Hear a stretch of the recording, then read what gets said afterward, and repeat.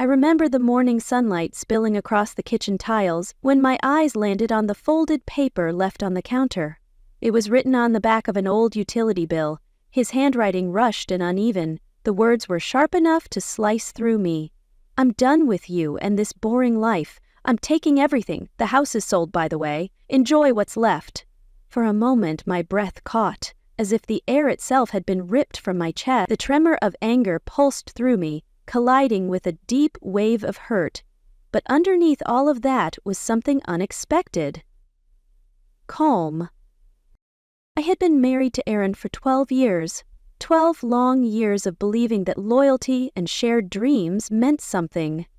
He had always smirked at my passion, brushing off my handcrafted jewelry business as your little side project, as though the countless nights I spent sketching designs and stringing stones amounted to nothing more than child's play. I should have seen it coming. The late nights at work, the hushed phone calls, the way his laptop would snap shut when I walked into the room. Those red flags had been waving in my face long before this note appeared. What Aaron never realized was that I had already begun connecting the dots months ago. About 6 months back, I stumbled across bank transfers that didn't belong, large amounts leaving our joint account, shifting quietly into places he thought I'd never find. He must have believed I was too distracted with my so-called hobby to notice. But I noticed everything. That discovery had changed me. I didn't confront him right away. Instead, I started keeping records, screenshots, statements, carefully hidden folders tucked away where he'd never think to look. I played the part of the oblivious wife, smiling at dinner, asking about his day, while all the while documenting every secret move he made. And so, standing in my kitchen with his cruel words burning in my hands, I felt no urge to beg or collapse. Instead, there was clarity. He thought he'd blindsided me, but he was the one walking into a trap I had been quietly setting. Betrayal hurt, but it also handed me something far more powerful, a reason to fight back, and a calm, unwavering determination to do it on my own terms.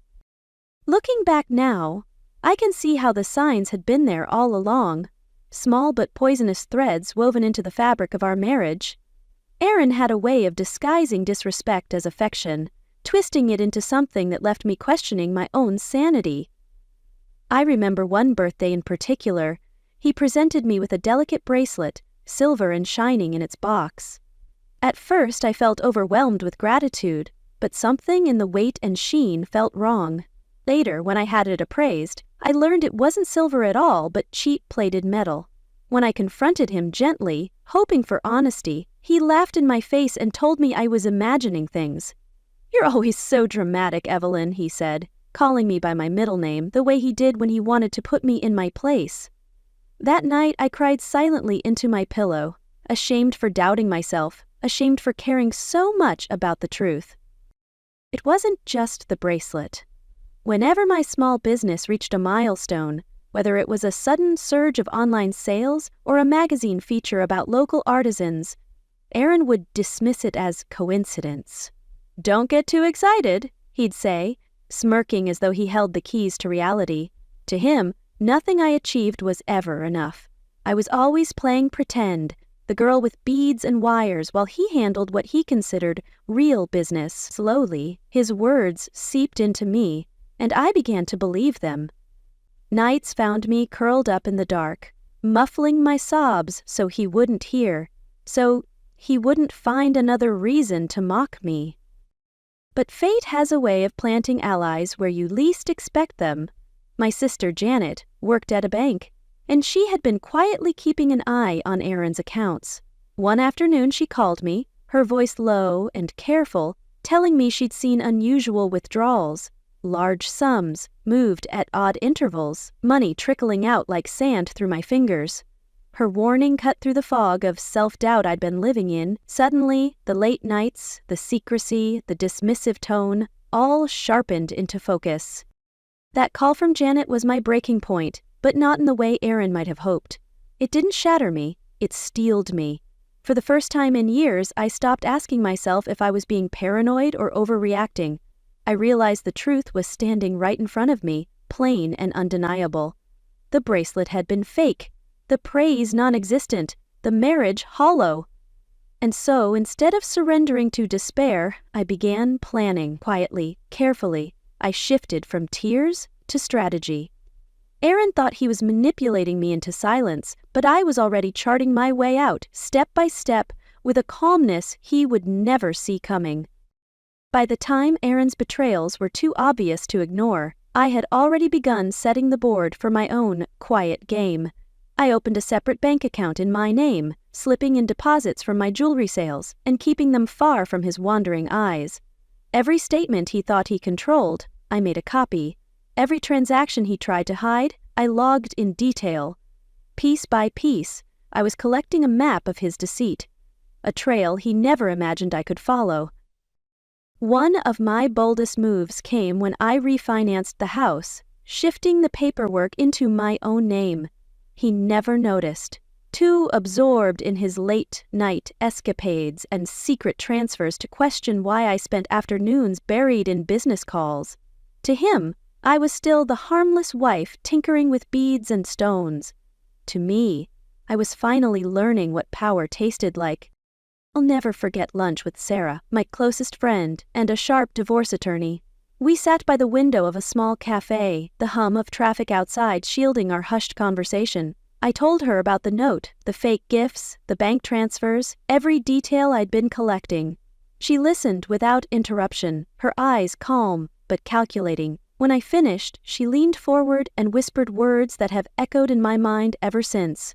Don't play checkers with him. Play chess. That advice changed everything. It wasn't about reacting to his every insult or betrayal anymore. It was about planning 3, 4, 5 steps ahead. I started smiling more at dinner, nodding at his empty stories, even laughing at his cruel jokes, all while filing away more proof. He thought I was still under his spell, too fragile to notice the cracks in our life. But behind my practiced smiles, I was building a fortress. In those months, something inside me shifted. I no longer cried myself to sleep. Instead, I lay awake imagining the moment he would finally realize I wasn't the pawn he believed me to be. My confidence grew slowly, like a flame catching on dry wood, until it burned steadily inside me.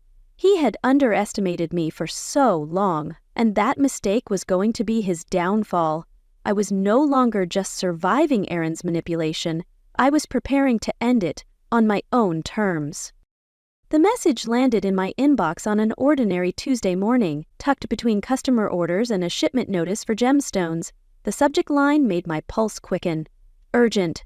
House sale paperwork. It was from Marcus, a real estate agent I vaguely remembered from one of Aaron's networking events. I opened it with shaking hands, scanning the words that confirmed what I had suspected all along. Aaron had been trying to sell the house behind my back. Marcus wrote politely, asking me to review and sign the closing documents as soon as possible, stressing the urgency of finalizing the deal. I sat back in my chair, a slow, incredulous smile creeping across my face. Aaron thought he'd finally cornered me, but what he didn't know was that the house was no longer his to sell. Months earlier, I had sat across from a loan officer in a quiet office, the air heavy with the smell of old paper and ink, and signed the refinancing documents that shifted full ownership into my name. Aaron hadn't even bothered to attend that meeting. He claimed he was too busy, dismissing it as boring financial paperwork. His arrogance had been my shield, and I had seized the opportunity with both hands. Now home. Marcus's email read like a comedy script written for my benefit. Aaron had strutted around with the certainty that he controlled everything, but in reality, he had been negotiating to sell property that no longer belonged to him. I could almost picture his smug grin, imagining the money in his account, oblivious to the fact that he had been outplayed months before. The confusion spread quickly. Marcus followed up with another message, clearly unsettled when I replied that the property wasn't for sale. A few hours later, Aaron's texts began flooding my phone. The first was smooth, persuasive. "Babe, just sign the papers, it's for both of us." Then came the irritation. "Why are you stalling? Don't make this harder than it has to be." By evening, his mask had slipped entirely. "Sign, or pack your stuff. I'll make sure you walk away with nothing." But the truth was, I already had everything I needed. His threats didn't shake me, they only hardened my resolve. This was no longer about endurance or survival. It was about timing. For months I had been gathering proof, building my strategy, waiting for the moment when his arrogance would leave him exposed. And now, with his attempted house sale collapsing in his face, I knew the moment had come. It was time to stop playing defense. It was time to strike back. I heard the front door slam before I even saw him, the sound reverberating through the hallway like a gunshot. Aaron stormed into the house, his face red, jaw tight, eyes flashing with the fury of a man who thought his empire was slipping through his fingers. He didn't even bother with greetings. "What the hell are you playing at?" he shouted, tossing his coat onto a chair. "Marcus tells me you refuse to sign the papers. Do you have any idea what you're risking?" I stood in the kitchen, leaning casually against the counter, my heart beat steady despite the storm swirling around him. For once, I wasn't the trembling wife bracing for his next insult. I was calm, almost serene. "Sit down, Aaron," I said evenly. "We need to talk." He barked a laugh, dripping with disdain. "Don't you dare pull this on me now." "Sign the papers, or I swear—" I didn't let him finish. From the folder I'd kept hidden in the pantry, I pulled out the refinancing documents and slid them across the table. "You can't sell the house," I said softly, watching as his expression shifted. "It's in my name, has been for months." He froze, staring at the papers, lips parting but no words forming. For the first time in years, I saw the mask of control slip from his face. His confidence faltered, replaced by a flicker of panic. And that's not all. I laid out the rest of my arsenal. Bank statements with highlighted withdrawals, copies of his hidden transfers, and finally, a slim file from the private investigator I'd hired. Photos, dates, and receipts that painted a picture he could no longer deny. Color drained from his face as he leafed through the pages. The silence between us stretched, heavy and suffocating, until his hands began to tremble. You were spying on me?" he managed, his voice hoarse. "No," I replied, my tone cutting through the air like glass. "I was protecting myself. While you were busy trying to erase me, I was making sure you couldn't." The doorbell rang, punctuating the moment. I already knew who it was. Sarah stepped inside, her presence calm but commanding. She set a stack of legal documents on the table, her gaze locking on Aaron. "Mr. Blake," she said evenly, "consider this your official notice. The accounts you've been using are frozen. The divorce petition has been filed. From this moment forward, nothing moves without going through me." Aaron sank into a chair, stunned, as if the world he had built on arrogance and deception was crumbling brick by brick around him. He opened his mouth, but no sound came. I leaned forward, years of swallowed tears and sleepless nights finally finding their voice. "For 12 years you told me I was nothing, that my work was a joke, that I was small. But you were wrong, Aaron. I am not small. And you're about to learn what it feels like to be underestimated." The silence that followed was electric. For the first time in our marriage, I was no longer the one standing in the shadows. I was the one holding the light, and he had nowhere left to hide. When Aaron finally left the house, it wasn't with the swagger of a man in control, but with the hollow slump of someone who had been stripped bare. He slammed the door one last time, muttering curses under his breath, but the sound carried no weight anymore. The papers were filed, the accounts locked, the house untouchable. He walked away with nothing but his bitterness, and for the first time in 12 years, I felt the air inside these walls breathe freely again. In the weeks that followed, his secrets unraveled in court like a poorly knotted thread. The money he had funneled away had vanished into gambling debts and laughable investments that were nothing more than scams. He wasn't the brilliant businessman he liked to pretend he was. He was reckless, desperate, and deeply flawed. Watching the truth surface was painful in its way, but it was also liberating. His empire had never been real. It was smoke and mirrors. Back at home, I began reclaiming every corner he had tried to own. The first thing I did was tear down the heavy curtains he insisted on keeping, the ones that darkened the rooms and matched his need for control. Light poured in for the first time, warm and unfiltered, chasing away years of shadows. I painted over the beige walls he claimed were tasteful, and filled them with color, with art, with pieces that reflected me, not him. But the most satisfying change was his office, that sanctum of arrogance, lined with leather chairs and shelves meant to impress visitors, became my studio. I cleared away his files, his empty trophies, the remnants of his false pride. In their place, I set up my workbench, my tools, my gemstones. The room that once symbolized his dominance now pulsed with creativity and life, humming with the sound of my craft. It was no longer his domain. It was mine. Every small change felt like stitching myself back together. The house became my sanctuary, a reflection of the woman I had rediscovered through the fire of betrayal. No longer did I cry at night or shrink beneath his words. Instead, I felt grounded, steady, even joyful. I had turned the very stage of my humiliation into the canvas of my freedom. One evening, as I clasped a finished necklace around my neck, I caught my reflection in the mirror and barely recognized the woman looking back. She wasn't diminished, wasn't broken. She was whole, and for the first time in more than a decade, she belonged entirely to herself. Success didn't arrive overnight, but once the weight of Aaron's shadow was gone, it came steadily, like dawn creeping across the horizon. My jewelry business, the hobby he had mocked for years, blossomed into something far bigger than I'd ever dared to dream. Orders flooded in until I could no longer keep up alone. I hired 2 assistants, young women with bright eyes and steady hands, and together we filled the studio with laughter, music, and the quiet rhythm of creation. What was once a solitary labor became a thriving workshop, humming with possibility. Magazines that had once brushed me off suddenly wanted interviews. Local boutiques lined up to feature my designs, and soon I was signing contracts with retailers who appreciated the uniqueness Aaron had dismissed as worthless. I found myself on the cover of a lifestyle magazine one morning, my work described as a reflection of resilience.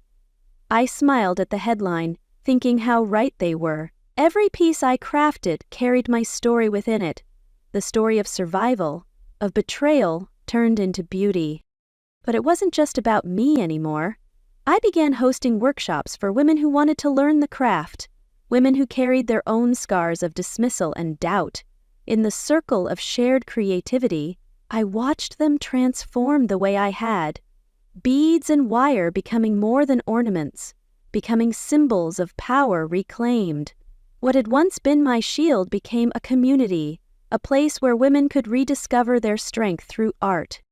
Meanwhile, Aaron's life unraveled in ways that almost felt poetic. Bankruptcies piled up, his so-called investments exposed as frauds or failures. Word spread of him living in a cramped rental, stripped of the luxuries he once flaunted. For years, he had thrived on diminishing me, yet in the end, it was his own arrogance that reduced him to nothing. At home, every room I touched carried a sense of ritual. The kitchen, once filled with slammed cupboards and bitter words, now glowed with light and warmth. The dining room, where I had endured countless belittling remarks over dinners, became a space for laughter with friends, for quiet celebrations of milestones big and small. Each brush of paint, each new piece of furniture, each flower vase placed with intention. It all felt like stitching my identity back into the fabric of the house. One evening, Janet and Sarah joined me in the living room, glasses of wine in hand, laughter echoing off freshly painted walls.